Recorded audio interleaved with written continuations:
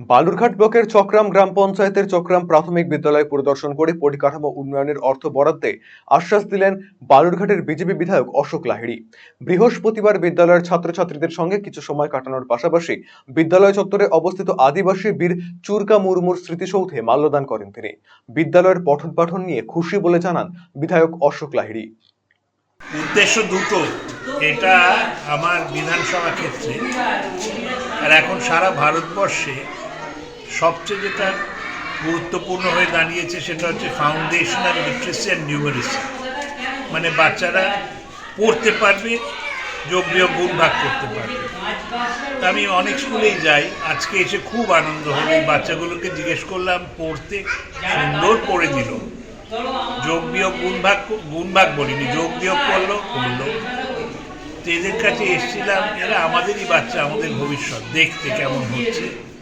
তো আমি খুব খুশি, দেখলাম এখানকার শিক্ষকরা শিক্ষিকারা খুব এর সঙ্গে ভালোবাসার সঙ্গে লেখাপড়া করাচ্ছেন। এদের কিছু কিছু প্রয়োজন আছে, তা আমি ওদের বলেছি যে রাজ্য সরকারকে জেলা শাসকের মারফত, বিডিওর মারফত অনুরোধ করতে। আর তারপর আমার সীমিত সাধ্যের মধ্যে যা পারবো সেটা করবো। আরেকটা বলেছি যে বাচ্চাদের পড়া অভ্যেস করা, শুধু পাঠ্যপুস্তক নয়, বাচ্চারা বই পড়বে, গল্পের বই পড়বে, ম্যাগাজিন পড়বে, খবরের কাগজ পড়বে, সেগুলো খুব প্রয়োজন। তো আমার খুব ভালো লাগলো এখানকার যে শিক্ষক শিক্ষিকারা রয়েছে তারা খুব ভালোবাসার সঙ্গে বাচ্চাগুলোকে পড়াচ্ছেন, সেই জন্য এসেছিলাম। আজ আমি এসে খুব আনন্দিত। এদিকে বিধায়কের কাছে পেয়ে ডিজিটাল ক্লাসরুম এবং পরিশ্রুত পানীয় জলের সমস্যার কথা জানায় ছাত্রছাত্রীরা।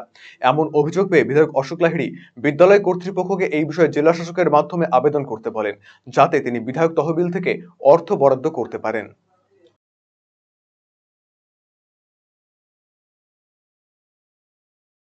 এমএলএ সাহেবকে আমাদের আসাতে তো ভালোই লাগলো, খুবই ভালো লাগলো। উনি আমাদের সঙ্গে অনেকক্ষণ ধরে বসে আমাদের যে সমস্যা সেগুলোর কথা শুনলেন।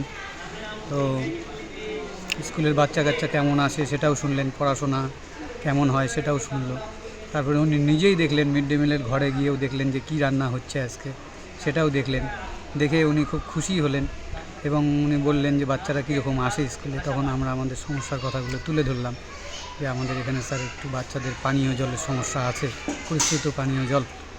আর ক্লাসরুমগুলো যেহেতু দীর্ঘদিনের বিল্ডিং, সেগুলো যাতে একটু মেরামত করা যায়, বা স্মার্ট, এখন তো অত্যাধুনিক শিক্ষা ব্যবস্থা, যাতে স্মার্ট ক্লাসরুমের মাধ্যমে আমরা যাতে প্রজেক্টর বা ওয়ালে দেখিয়ে বাচ্চাদেরকে বিভিন্ন গল্পের মাধ্যমে যাতে পড়াতে পারি, সেটা যদি করে দিতে পারেন তার জন্য অনুরোধ করলাম।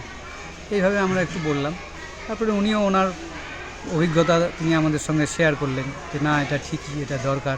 বিশেষ করে গল্পের মাধ্যমে বাচ্চাদেরকে পড়ানোর যে একটা অনুভূতি, সেটা উনি আমাদেরকে উপদেশই দিলেন, দিয়ে বলে গেলেন যে যাতে ভবিষ্যতে আরও ভালো হয়, আমি দেখব, বিষয়টা নিয়ে চিন্তা করব। আমাদের সমস্যার কথাগুলো শুনলো, বললো যতটা আমি পারবো ততটা আপনারা সরকারি লেভেলে আগে অ্যাপ্লিকেশান করুন, তারপরে কপি টু এমএলএ করে দিবেন, তারপরে আমরা যথাযথ।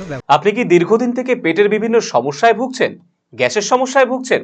তাহলে আপনার জন্য সুখবর। এখন থেকে প্রতি মাসের নির্দিষ্ট দিনে দিশারি হেলথ কেয়ার রায়গঞ্জ শাখায় নিয়মিত বসছেন হায়দ্রাবাদ থেকে আগত বিশিষ্ট গ্যাস্ট্রোএন্টারোলজিস্ট ডক্টর রবি কিরণ পেরুমাল্লা। ডাক্তার রবি কিরণ পেরুমাল্লাকে দেখাতে আজই যোগাযোগ করুন দিশারি হেলথ কেয়ার উকিলপাড়া রায়গঞ্জ শাখায়। যোগাযোগ করুন 7477785509, 7477785512 এই নম্বরে।